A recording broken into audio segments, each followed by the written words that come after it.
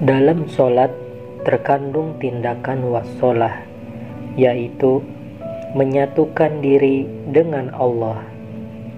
Jadi termasuk dalam menegakkan sholat adalah menegakkan substansi atau semangat daripada sholat, sama dengan menegakkan agama, dan sholat harus dilakukan dalam keadaan sadar sepenuhnya.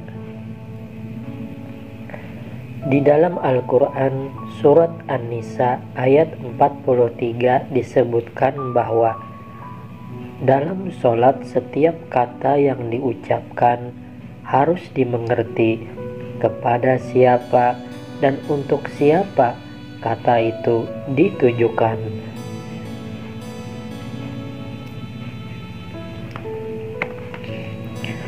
Assalamualaikum warahmatullahi wabarakatuh. Bismillahirrahmanirrahim. Asyhadu an la ilaha illallah wahdahu la syarikalah, alladzi ja'ala nuran nabiyina Muhammadin sallallahu alaihi wa alihi wasallam min nuri. Wa ashhadu anna sayyidana wa nabiyyana wa maulana Muhammadan wa abduhu wa rasuluh abdul makhluqati bi qudrati.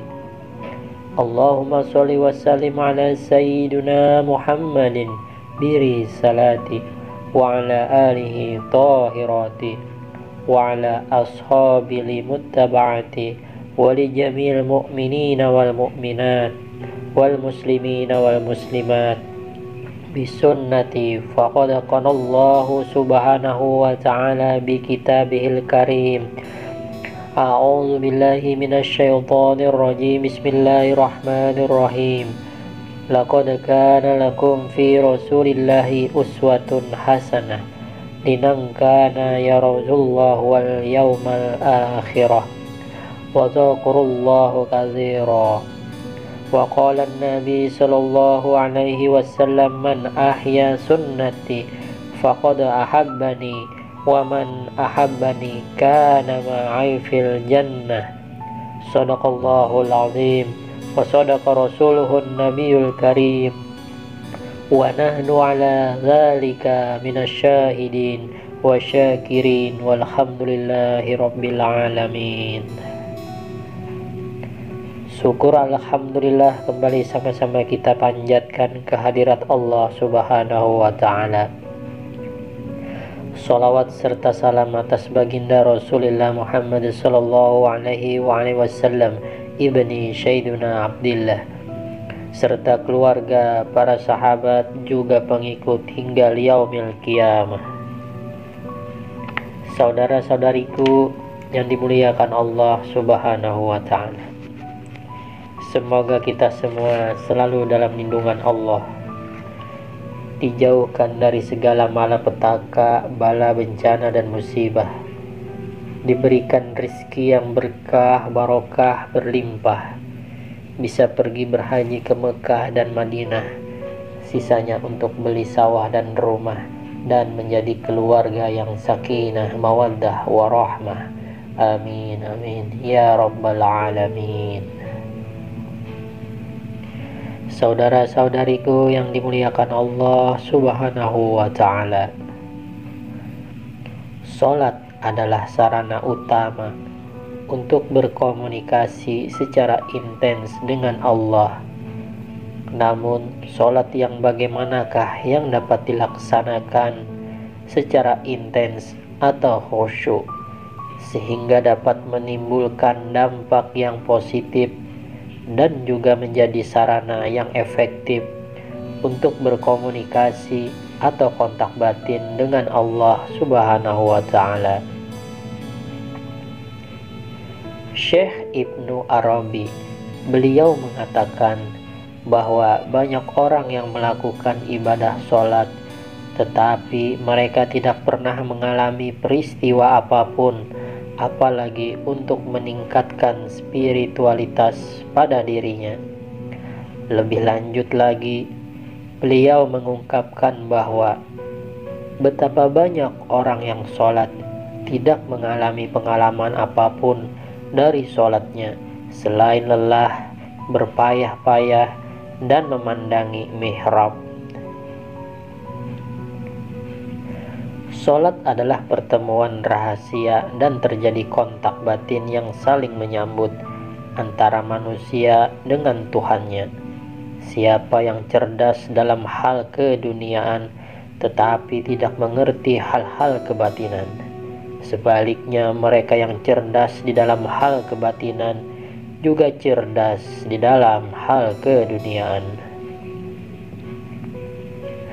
Kepribadian seseorang hanya dapat dibangun dengan kebatinan lebih dari sekedar dengan akalnya, syariatullah. Nafsu ingin menunaikan kewajiban terhadap agama, masuk didikan kebatinan.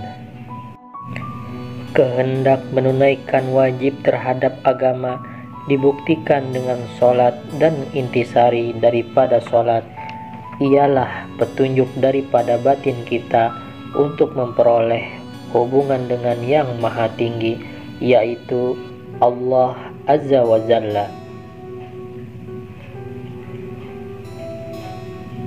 Sholat ialah suatu bukti adanya rasa cinta dan bakti terhadap sesuatu yang menciptakan keajaiban dalam hidup ini. Sembah dan puji yang sempurna ialah tidak lagi memandang adanya Tuhan serta mengenal adanya diri sendiri. Adanya yang disembah, itulah yang menyembah. Papan tulis dan tulisan sudah melebur, tak ada lagi dualitas. Adamu tak dapat dirubah, lalu apa yang masih mau dipandang? Inilah penyembahan yang sempurna. Jangan dulu tersenyum ataupun bangga seolah-olah kamu sudah mengerti. Bila kamu belum mengetahui ilmu yang sejati itu semua hanya bertutur kata. Adapun kebenaran yang sejati ialah meninggalkan sembah dan pujian yang diungkapkan dengan kata-kata hanya keheningan yang tetap berharga. Keheningan berarti tidak lagi ada takdir. Seorang guru hanya mengawali, tetapi dia tidak dapat menamatkan lakonnya. Bukan dia yang disebut dalang. Ia bukan dalang yang menamatkan lakon. Yang dapat menamatkan akhir cerita dari lakon hidup ini hanyalah kamu sendiri, bukan orang lain. Seorang wali songo atau yang lebih dikenal dengan sebutan Sunan Bonang, beliau juga pernah berkata, manakah yang disebut sholat sejati? Sholat yang sebenarnya janganlah menyembah bila kamu tidak tahu siapa yang disembah. Akibatnya akan direndahkan martabat hidupmu. Apabila engkau tidak mengetahui siapa yang disembah di dunia ini, engkau seperti menyumpit burung di mana pelurunya disebar, tetapi tidak satu pun yang mengenai burungnya.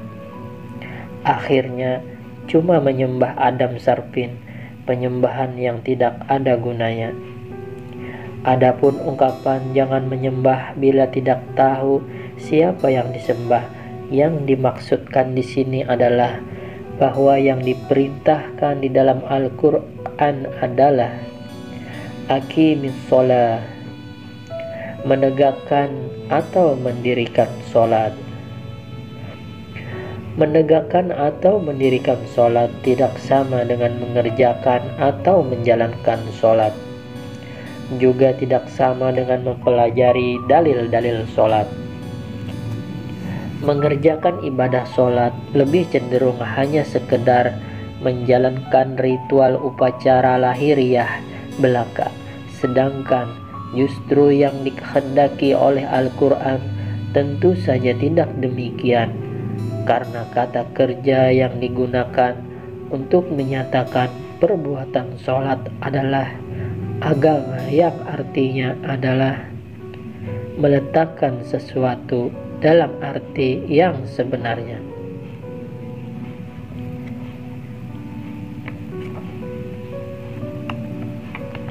Dalam sholat terkandung tindakan wassalah, yaitu menyatukan diri dengan Allah. Jadi termasuk dalam menegakkan sholat adalah menegakkan substansi atau semangat daripada sholat, sama dengan menegakkan agama, dan sholat harus dilakukan dalam keadaan sadar sepenuhnya. Di dalam Al-Quran surat An-Nisa ayat 43 disebutkan bahwa dalam sholat setiap kata yang diucapkan harus dimengerti kepada siapa dan untuk siapa kata itu ditujukan. Sholat baru dapat dilakukan bila setiap kata yang diucapkan diketahui kepada siapa kata itu ditujukan. Dalam keadaan inilah kita akan mengerti kepada siapa kita melakukan penyembahan. Bila tanpa mengetahui siapa yang disembah, jelas itu hanya pekerjaan yang sia-sia. Disebut sebagai orang yang menyembah Adam Sarfin atau Makdum Sarfin, berarti sesuatu yang tidak ada objek atau tujuannya. Dan hanya orang bodoh yang mau melakukan pekerjaan yang sia-sia. Hal semacam inilah disebut sebagai orang yang direndahkan martabat hidupnya. Sholat atau penyembahan yang berguna adalah sholat yang dapat mencegah terjadinya daripada perbuatan keji dan mungkar. Kata Allah di dalam Al-Quran surat Toha ayat 14, sesungguhnya aku ini Allah, tidak ada Tuhan selain aku, maka dirikanlah sholat untuk mengingat aku. Jadi jelas bahwa sholat itu didirikan untuk berzikir kepada Allah. Kalau dalam bahasa sehari-hari, sholat merupakan kewajiban minimal dalam berzikir.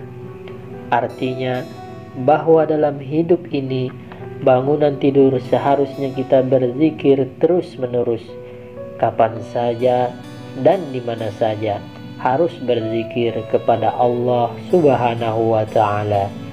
Tetapi nyatanya kebanyakan orang tidak bisa menjalani hidup yang demikian. Makanya disediakan waktu berzikir secara khusus seperti yang diterapkan oleh baginda Rasulullah Shallallahu Alaihi Wasallam kepada umatnya, yaitu 5 kali dalam sehari. Wallahu a'lam bishawab. Sekianlah, mudah-mudahan video ini dapat bermanfaat. Wabillahi taufiq wal hidayah. Wassalamualaikum warahmatullahi wabarakatuh.